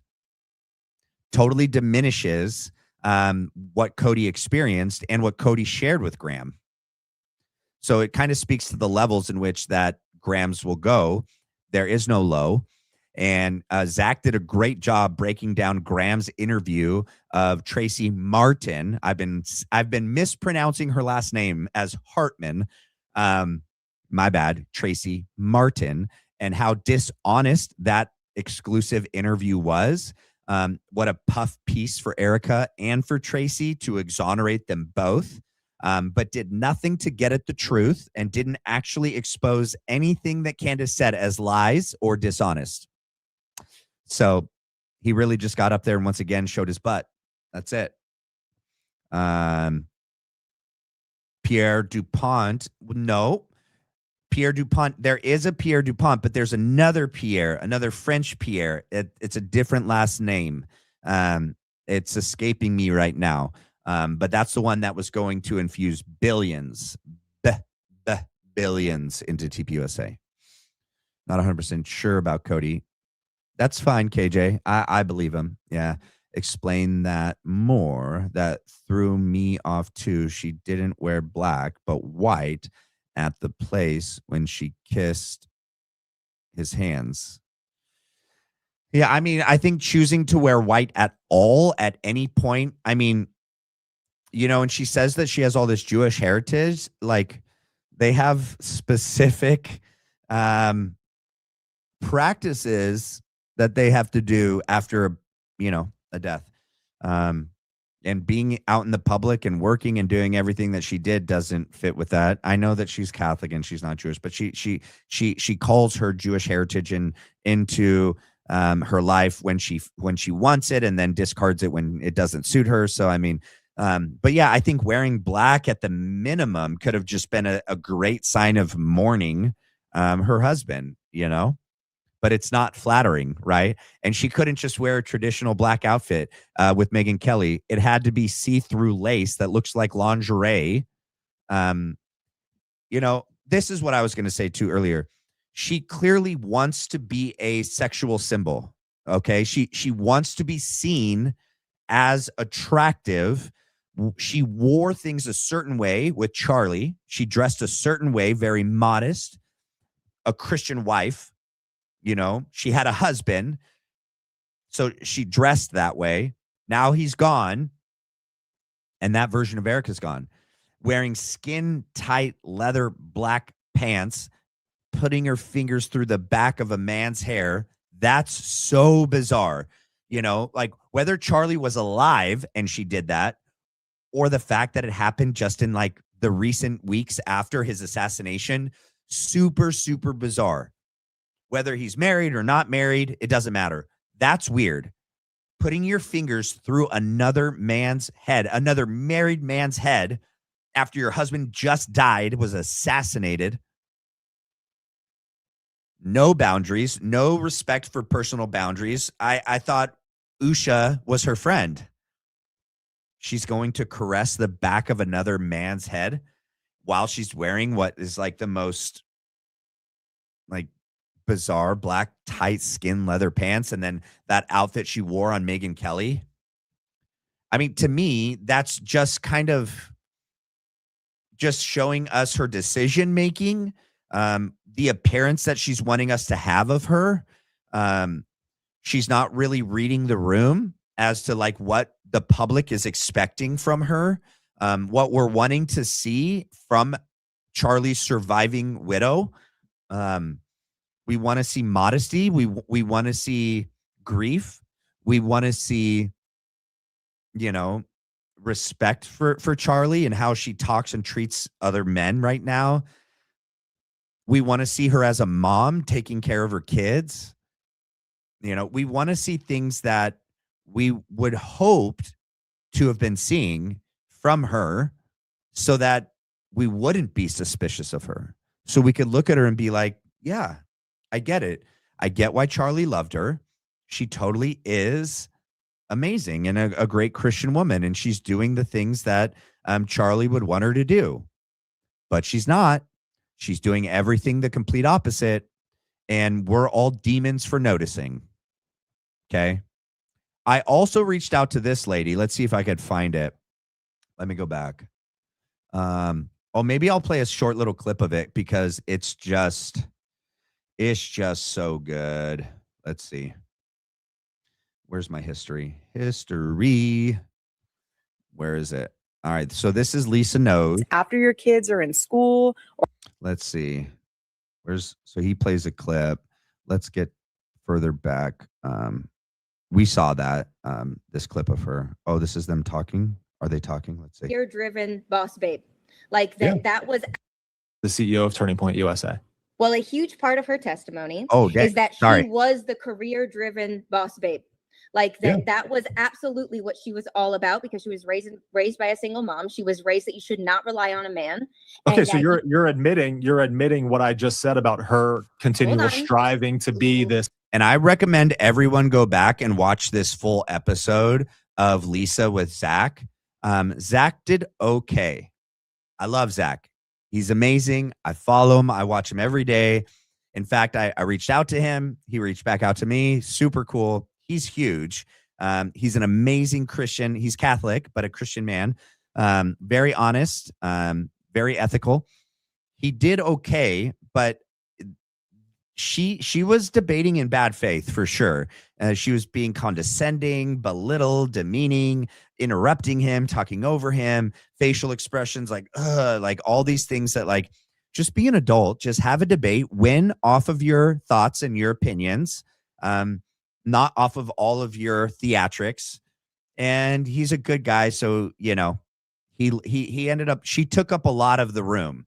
Okay. And I think he missed a lot of opportunity on some really key points that it looks like she maybe have won these little points, but she didn't. It's just that Zach, I think, just missed an opportunity to point some things out. Other than that, he did great. But here, I'll give you a little tidbit. And I was thinking of maybe another time going over this episode with you guys, and I can rebut in real time after she says her piece. I can tell you what I would have said if I debated her, because I haven't gotten her response. I reached out to her on Instagram asking to debate her on the same exact topic. Let me finish. Okay. So it wasn't until, and she says, it wasn't until I met Charlie Kirk that perspective completely changed. And I realized that having, getting married, having children, building a family, building a legacy, that was absolutely far and above more important. And my calling to motherhood was far more important. Yeah, but here's the problem is she's also said publicly that she was already living that Christian trad wife lifestyle, because that's what she's telling everyone, that you have to be the woman already, that God's going to bring the man like Charlie into your life. And she wasn't. She clearly wasn't. It's clear to me that the setup, their innocent meeting was arranged. And then upon that meeting, she had been preparing, and she presented this version of herself to Charlie to hook him. But then she claims publicly that she was already living this Christian lifestyle. And that's what brought Charlie, because she said on Barry Weiss, this is how good God is. This is how good our Lord is. He knew that I was not in the club. I was not in the bar. He knew that I was not looking to date. I was at home on my knees praying. I was reading the scriptures. God knew the only way was to trick me, was to trick Charlie, to set it up as an interview. Come on.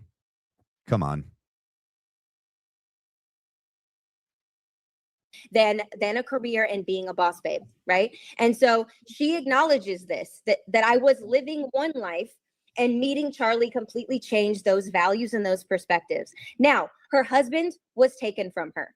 He was killed, right? She did not have a choice in anything that's going on with Turning Point, and stepping up to become the CEO and trying to now juggle being the CEO of Turning Point. Yes, she did, Lisa. Zach is so good. He's like, what are you talking about? This lady is so dishonest. It's unreal. All right. She's like, no, she didn't choose to become CEO. And then he's like, yes, she did. And then she goes, she didn't choose for him to be assassinated. He goes, what? That's not what I said. And you know it. And she clearly chose to become CEO. The board voted. She should have said, no, thanks. I'm out. Thanks, but no thanks. I got some kids to raise. I got some promises to fulfill. I got some obligations to meet. I gotta follow through what I promised Charlie on our wedding day. I got some kids to raise. Yes, she did. She had the choice. She didn't have to become CEO. She had a choice for her husband to be assassinated in front of the world. No, that's not what I'm saying. I said she had the choice to become the CEO of Turning Point USA. She no longer has the privilege to just sit at home and take care of her children. Yes, she does, Lisa. She literally has that privilege more than anyone else. Okay? Most people in the chat, my wife and other people that are young moms, they don't have the privilege. They have to work. Most of us live paycheck to paycheck. Both parents work. Most people, common people, don't have the choice. They have to work and be a parent at the same time. She does not. Her mom owns hundreds of LLCs, is worth millions of dollars. She has all these companies herself. Erika Kirk was already making money, married Charlie, making more money. And he has all these other companies, right? The producing company that Andrew Colvett and him run. Okay, she didn't. And then the insurance, the life insurance policy money that's coming in. All of the investments, Charlie at that restaurant, that last interview he gave, he had lots of money in investments. He was doing fine. They just sold their house 3 to 6 months before his assassination, $5-point-something million. She, above all else, totally had the choice to be a stay-at-home mom. Lisa knows it. Total bad faith. Total lies. Debate me, Lisa. She does not have a husband. Yeah. You want Charlie was a very wealthy man. I don't know what the life insurance. Charlie was a very wealthy man. I don't know what the life insurance policy was, but he was also getting paid. He was also. No, it literally is about money. You're shifting the goalpost. You just said she doesn't have the choice to be a stay-at-home mom. She does. She has the money that she doesn't have to go to work. And this whole lie, she's about to spit off this talking point that if it weren't for Erika Kirk, then TPUSA was going to crumble. Well, whoa. Let's play the clip. Erika Kirk said all the people that Charlie chose around him, Mikey McCoy, Tyler Boyer, Andrew Colvett, Blake Neff, Charlie created an organization that was vision-led, that he did this intentionally so that this organization would outlive him. In the event anything happened to him, this organization and all the people, remember, he said Blake Neff, Mikey McCoy, they're the smartest people Charlie knew. But only Erika could run the company? Give me a break. She wasn't in the know. She wasn't in the office. She was at home raising the kids. Charlie was running everything. And I doubt she knew anything, just because when she repeats this statement, oh, when so-and-so asked me, how much do you know? And she said, everything. Clearly she didn't. She didn't know about the text messages that he was afraid for his life. She didn't know about the text messages about, I'm going to have Candace back on. She didn't know that he was done with Philly, abandoning the pro-Philadelphian cause. I'm done. I'm out. Peace. She clearly didn't know everything, Lisa. And she's clearly doing the complete opposite of what Charlie was doing at the end. And she didn't have to. She could have stayed home and just raised the kids and collected all the money that was going to come in anyway. And TPUSA would have been fine. They would have found a million other people that could have done what she's doing, because she's not replacing Charlie in his spot as like the talent, right? She's not headlining his show. She's not taking up his speaking engagements. She's not doing the campus tour events. She's not replacing Charlie in his role at all. They have found multiple different people to fill multiple different roles. Cabot Phillips, okay? What's that kid? Something Stein. And then we have Frank Turek is doing some of his speaking engagements. We got Andrew Colvett, Mikey McCoy, Blake Neff doing the show. So the whole team filled in.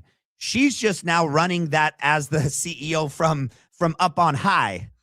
I can't come down. I'm too busy building. Man, come on, man. Put me in, coach. Put me in, coach. I'm ready. Put me in. So getting paid pretty well. About money. Yes, he was also getting paid. It's not about money. It's not about a 9-to-5. It's not about a career. She said, what is it? So much more than that. It's about his legacy and what he built and making sure that it continues. She can't just sit at home and cry, Zach. She could. No one said she has to sit at home and cry. How about she does sit at home and cry for a little bit, though, Lisa? I don't even know if you believe what you're saying. I'm looking at your face and I'm like, you're just saying the same thing Gary said. You're saying the same talking points that Erika and everyone else has said, that she had to do this. I'm not gonna let them put an interim in. That's literally what Erika Kirk said. Okay. On one of Erika Kirk's speaking engagements, I wasn't going to let someone else come and do this in the interim. What? So then I could be at home, and by the time I'm ready to take over, it's burnt to the ground. There's nothing left. I'm not going to let someone else ruin my husband's legacy. Erika Kirk, newsflash. You're ruining his legacy. It's literally burning to the ground around you. You're burning it all to the ground. Maybe you're either intentionally doing that, or maybe you just should put someone in to save it because it's crumbling down. Take off what, 5? How many months will be good enough for you? 6? A year? No. How about she takes off the amount of time she told Charlie and all the Christian women on all those events at the Young Women's Leadership Summit, okay, on what a Christian woman, a wife, a mother was supposed to do. Her role is to be at home. That's what they believed. I'm not saying this is the only thing, but this is what she told all the young Christian women at these events, that a young Christian woman should choose her family and to raise her kids first, not the career first. And you can't do both. She said it's a myth and balance doesn't exist. That if you can, you should stay home and raise your kids until high school or college. And then if you want and you still want to do a career, then do it. That's what Erika said. She said that with Charlie. 2, how long should she sit at home and cry every day, Zach, before that's good enough for you? Because when she comes back, it may not be there. It would be burnt to the ground by then. Is that what you want her to do? I think she doesn't have the privilege of having a husband. Look at Zach is so respectful. She asked him a question. She rants forever. She asks him a question. And then right when he's about to start answering the question, she throws up on him again. And that privilege has been taken. I don't think that Erika Kirk is continuing Charlie's legacy on. I think Erika Kirk cares about Erika Kirk. I think that's what I think. I think that that's she is completely subjective, I and think there's she no loves facts in that at all. I think she loves the spotlight, and that's based on the observation of what I see in her. I'm bummed out because some of the points that Zach ended up making are his opinion. They're his opinion. I agree with them 100%, but because it is a subjective opinion, she could say what she just said.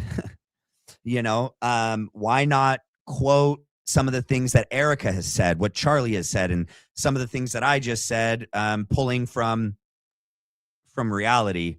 It would have been much better, but I don't know if he's debated before, and it might have been a lot on this live show to like deal with her in real time and think. I mean, it probably was hard. He can't pause her. I'm pausing her, and I've watched this twice already. So I mean, it's hard when you're in real time live in front of an audience and someone's like really fast yelling really nonsense at you. It's hard to gather your thoughts. Her behavior since Charlie has died. And Charlie didn't like the there is spotlight? not, and there is not one. She just interrupts him like every chance she can. Moment where Erika Kirk will not pass up something good for social media. That's not true. It's very true. They literally just did another tour stop on the Make Heaven Crowded, and she was not there. He missed this. Because her mom is also... No, Lisa. No, Lisa don't know. Lisa don't know. Lisa knows. No, Lisa don't know. Lisa is spouting her own version of subjective opinion. She's not speaking from any kind of statement of fact. She hasn't gotten any kind of statement from Erika where Erika is saying this is why. This is just Lisa's opinion. We all know that the last speaking engagement Erika did publicly was the first Make Heaven Crowded event. And that was just after all of the public events she did. And I think all of the polls would have came back. The public opinion settled. And everyone unanimously, just like the poll that Zach just read out the other day, 90% are in agreement with Candace and don't believe the official story, don't believe TPUSA, don't believe Erika, and we believe that something's amiss.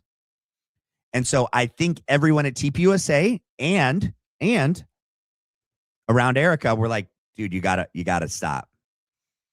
We gave you your chance. You tried. It's not landing. It's having the opposite effect. Everything you're doing is actually making everything worse. And I think they said, hey, no more public speaking engagements. That's why she was sick and couldn't do the Q&A at the Bible 365. And the last event she did that we have is that high school event in Illinois, which she seemed a little under the influence of something. But TPUSA denied any news and anyone to film. The only people that were allowed to film were the students that were in the high school. We wouldn't even know about that if these students didn't film it, think it was ridiculous because they were laughing while they were watching her, and then they posted it. So after her last speaking engagement, they were said, no more. We're not, she can't get in front of a camera. She can't get on a mic. We got to stop it. It's a train wreck. So that's why, not because she's at home taking care of her dying mom. Knock it off, Lisa. Boo-hoo, victim card, knock it off. Like, oh, she's got little kids. They're babies. They're under 3. You can't talk about her. She's not taking care of them. Oh, she's a dying widow. Everyone stop. She's a surviving widow. Her husband just died. You can't. Everyone stop. Her mom is sick. Everyone stop. Knock it off. This victim card is old, played out. Nothing you say is going to stop this inquisition into what's going on.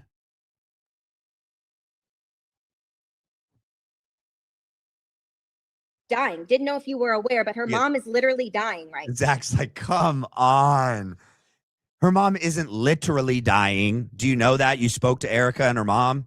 Her mom's got Lyme disease, okay? She might be ailing. We don't really know, okay? All we know is that for a dying mother, Erika took photos of her.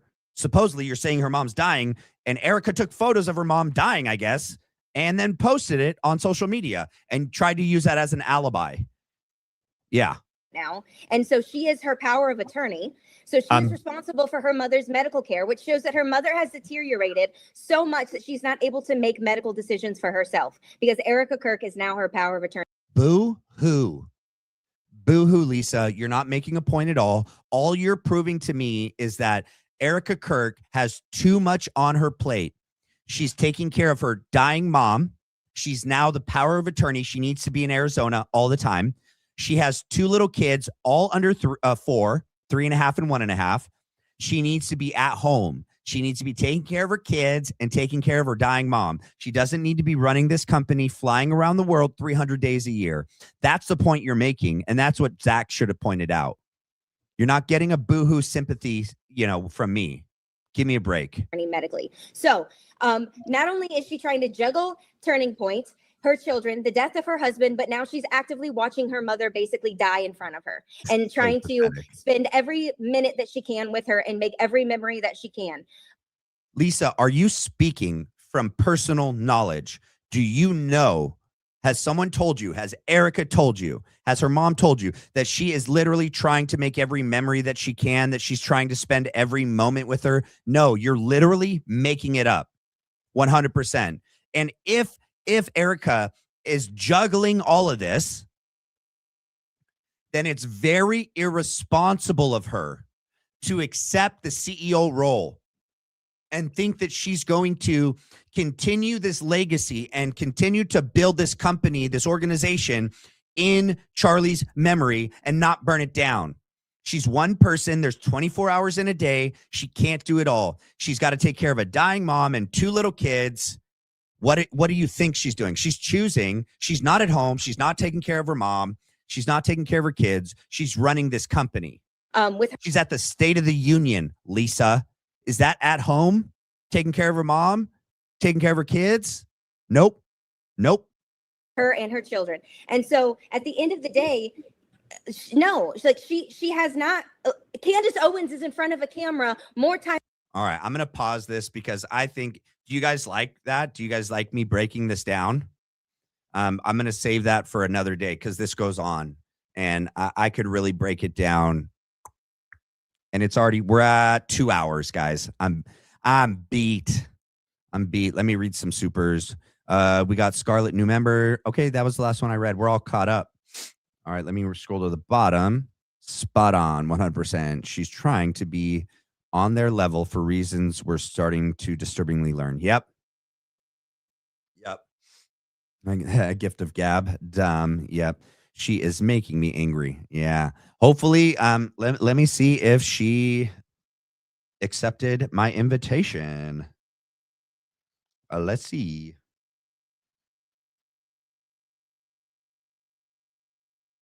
Nope. Nope. Let's see. Can you see? Oh my God, that's so bright. Oh, so there's the message, but no response as of yet. That's it. So I'll let you know. Don't let little Andrew New waste your energy, Zebra. And stay at home with our kids. Yeah, I agree, you guys. All right. Hey, please, everybody, make sure to hit the like and the subscribe if you have not done so already. Make sure that you click the little bell. You got to make sure to hit the all. And periodically, you want to double check to make sure YouTube didn't unselect the all button.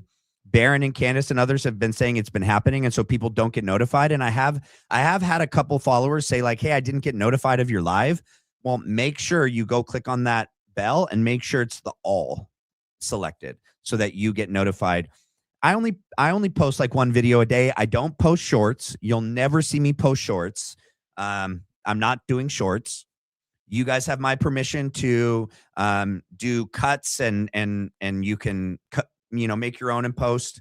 It tags the video. It brings attention back to the video. So that's fine.